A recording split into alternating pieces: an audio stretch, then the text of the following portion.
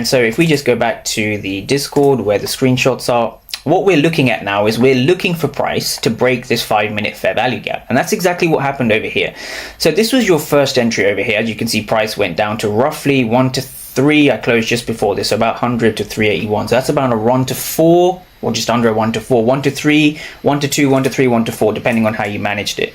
But what's important to understand is that we can see over here aggressive sellers successfully broke the zone.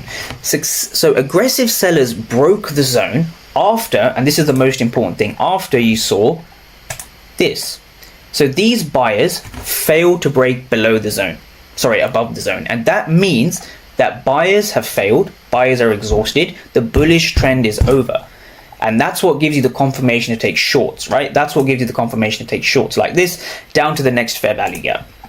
So it's as simple as understanding who is in control between buyers and sellers.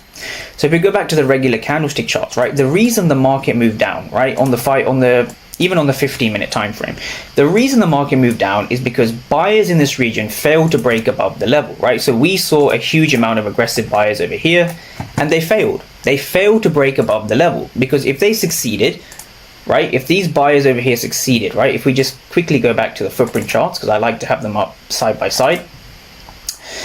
If we go to the regular footprint charts over here, all of these buyers over here, sorry, let me make that clear for people. All of the buyers that you saw resting over here would have won. None of them won, right? They failed to break above the level.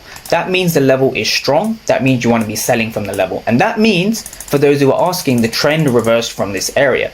So the reason you saw a large drop last week was because the passive sellers were in control. And that's how you determine a trend reversal. So when we go back to the 4-hour, the way you can, if I make it clearer, the way you can determine a trend reversal like this, or to look for potential pullback, is by basically using and understanding what was going on over here. So this large drop last week came from the absorption of the aggressive sellers. And so if you like this video, give it a like, give it a thumbs up, and I look forward to seeing all of you in the next one.